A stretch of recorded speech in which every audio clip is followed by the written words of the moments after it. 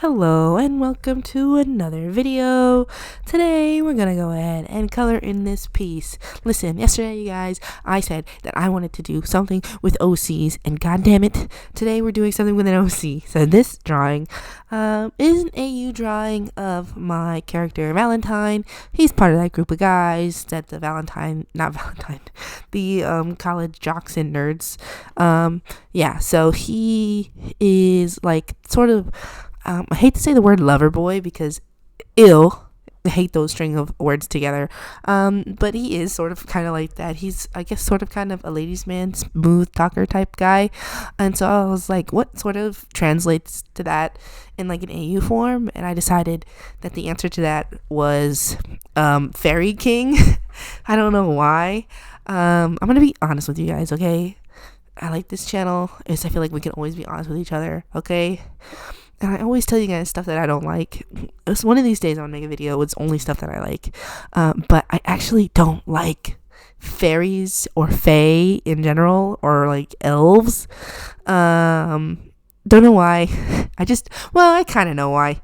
It's kind of sort of the idea. It's like elves and like fairies and stuff, they always in media, it's always like they're like, oh, look at a puny little mortal, look at them, they're so silly, and they only live like 100 years and I live hundreds of years, thousands of years even. And it's kind of like, hey, fuck you, guy, you know what I mean? Look at, like, because they like, I feel like, I don't know, it's always kind of like super condescending when there's like a fairy or an elf in a story. That's not like their fault, I guess. I mean, yeah, it's like sort of kind of like the trope of a fairy king or like an elf, a high elf or whatever, is to kind of be like sort of pretentious and like ethereal and stuff. But every time I see someone who's kind of like ethereal, I'm kind of like, whatever, like, you think you're better than me type thing. I don't know where that comes from. I don't think normally I'm like a super prideful person, but something about that just pisses me off. And so that's partially why I don't like fairies. And I've tried to read books with fairies in them and like fae and type stuff, and I'm always like, why are you falling in love with this man? He sucks so much. It's usually a girl and a guy, typically, let's be honest. I don't know, something about fae just feels like super, I don't know. There is some depiction of fae that I don't mind, like Dimension 20. What was it called? Fae and Flowers? I don't remember. But the season where they were like fairies, I liked that season. That season was fun. But that was because they weren't like super pretentious. All of the characters were silly and fun. And like they were like, ew, those other people are pretentious and they suck, right? The people who were like hoity-toity, those were like sort of kind of the enemies of the season. All the other fairies that the characters, like that the people were playing as, they were all like nice and chill and cool. And so I feel like that gave me reason to like the fairies depicted in that story. But just normal fae stuff just pisses me off, you know. But enough about stuff that pisses me off. Moving on to the artwork, I guess. I actually really sort of kind of enjoyed the line art for this. We are once again working in my finished art sketchbook. I don't normally use this sketchbook. You guys know that. You only ever see me in like my main Doodle sort of sketchbook, generally most of the time, just because that's what I'm typically working in. For some reason, I can't really bring myself to do finished artworks in my finished artwork sketchbook, which is so funny because that's the whole point of it. It's only for finished stuff. I don't think that's the reason why I don't want to use it. I mean, it might be partially the reason why I don't want to use it, but also I feel like part of it is that I don't really draw big anymore. Previously, I really used to draw very large. I would take up the whole page, and 9 by 12 and 8.5 by 11.5 was typically my go-to. And so if I wanted to draw a finished piece, I would draw it so that it took up the whole page, right? I don't do that anymore. Something shifted in my mind where I was like, I can't do this anymore. I can't make them big like this anymore. Like really big portraits. I just can't really do it. I can do small ones. I feel like I have enough energy to do small ones, but something about filling in like a full page for a portrait is a little bit daunting to me now. I think mostly it's because it's been a long time since I've done that sort of thing, but also, as you can see me coloring this in, it takes fucking forever. Okay, just filling in the flat color for his skin tone. Listen, nothing in this video it's just skin tone. This video is just for skin tones, which you guys know because I put this on the title because I didn't want to mislead you guys. I'm just coloring in his skin, and you know how long that took? this video is sped up. It took me 28 minutes just to color his skin. And it's not even very complicated. And it took me that long just because the page is so fucking big. It took forever just to color in his skin tone, right? Just for flats, it took me 8 minutes for just the flats. Okay? And the flat should not take 8 minutes. I mean, obviously, it should take 8 minutes. It's hard to cover like a whole 9 by 12 inch piece of paper, pretty much the whole piece of paper with markers. It's just very hard to do in large pieces. I don't know if I ever told you guys that, but it's very difficult. And the fact that this, no offense to this sketchbook, I don't mind this sketchbook. It's a nice sketchbook. It's got nice thick paper, but I feel like it soaks up my markers a little bit, and so it makes it a little bit harder to color things in. It's so weird. It's a thick paper, but it feels like it really feels like the paper soaks up the ink of the paper more, soaks up the ink of the marker more than even my current sketchbook. It's a thinner paper, and so you think that it would like soak it up, but it doesn't. It pretty much just sits on top, which is weird. I don't know how paper works. Okay, that's probably something I should try to figure out because I like paper so much. Because I don't even know what I think the pounds for paper is how thick it is, but listen, I don't know. Don't quote me on that. I'm a fool, an idiot, okay? I don't know half of the stuff that's going on, right? And so, I don't know. I feel like the paper, it soaks up the markers a little bit more than I'm used to. And so, I don't really use the paper too much, so it takes me forever to figure out how to get the markers to work in a way that I would like them to. So you see me do this first initially where I put down the midtone color and then I put down the darkest color and then I go over it again with the midtone, and I was like, something about this feels wrong, something about this feels off, right? And so I tried it again where it was instead something else. I can't remember. All right, what I decided after that was that I was going to put down the darkest color and then the mid-tone, and then I put the lightest color down again. And I do that for a good majority of the face. But then after I finished doing the face and I started moving into the neck, I figured out a way that I liked better, which was putting down the mid-tone and then going over with the lightest color and then adding the darkest color as a shade. And I was like, oh, fuck, dude. I fucked it up. That looks so much better than the rest of it that I did.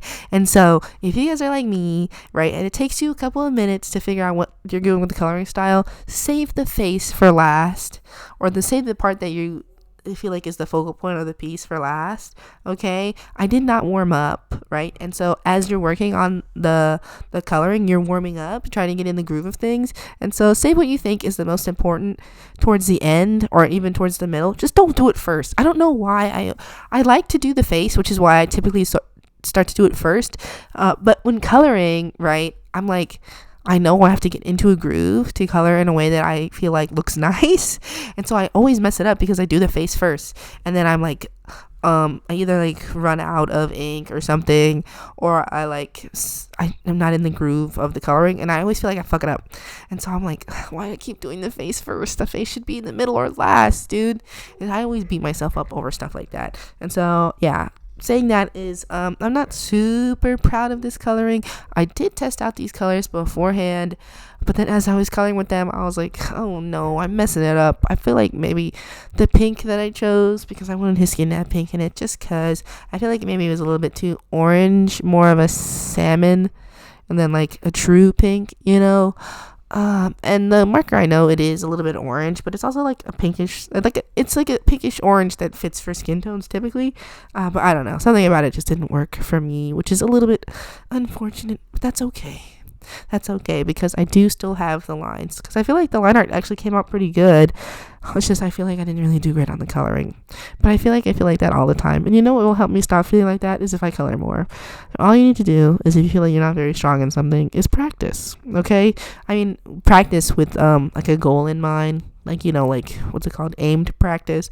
If you practice and you're like practicing doing the wrong thing, you're going to just get better at doing the wrong thing, You got to see what your mistakes you're making and then correct those and then use that to practice. So the mistakes I made with this one is, I thought I did test out the colors, but I only tested out the colors like doing certain, like, certain combinations. Like I think when I was doing the test swatches, I put lightest color, mid-tone color, and then darkest color, right? But when I was shading, I wasn't doing that, right? I was putting lightest color, darkest color, mid-tone color for one form of it, and then for another one it was mid-tone, it was lightest color, mid-tone, and then lightest color again, right?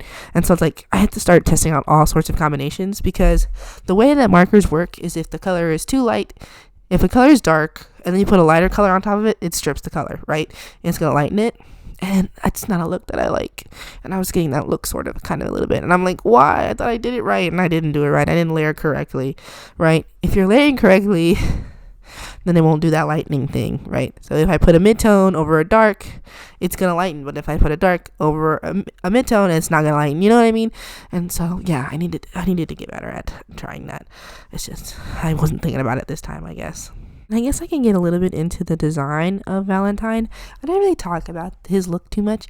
Honestly, he looks pretty much the same as he always does, except I give him some little elf ears / fairy ears, and I gave him this crown made out of thorns. So when I was looking at inspiration for like fairy kings, I just googled fairy king on Google, and I went through some images that popped up. They always had a crown, but some of them were flower crowns and some of them were like man-made metal sort of crowns, and I was like, I don't really want to do any of those.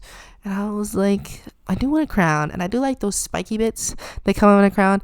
And if you're one of those people who's like, actually those are called yada yada yada, yeah, put that in the comments, because I have no idea what they're called and I don't want to Google it. So you want to tell me what the spiky bits that come out of a crown are called, like the terminology? I love to learn. Anyway, yeah, so I've noticed the crowns had like these spiky bits protruding, and I was like, I like that. And so I was like, I don't want to draw flowers and I don't want to draw metals. What if I just drew thorns? And also, you guys, I'm partially lazy, so I felt like corns. I felt like thorns would look cool and also be really minimal to draw. And you know what? They were. It didn't take me very long at all to draw them. And then I just gave him some sharp teeth. I don't know if this is like a thing for fairies, but I feel like when I read about the last time I read about fairies, I did say something about them having sharp teeth. I don't know how true that is, but typically I like to draw my characters with sharp teeth anyway. They always have very pronounced incisors or canine teeth, just because I think it looks cool. I don't know why. My incisors / canine teeth are not very sharp at all. I think I grind my teeth in my sleep, so my teeth are super flat. Even the ones that are supposed to be sharp, like the canines, they're very flat. I have a very flat smile. So anyway, that's the end of the video. I hope you guys enjoyed spending this time with me. Hopefully next week I'll have the rest of this piece for you guys to look at. Sorry it was just the skin today, but it did take me a long time. So I'll see you in the next one. Bye.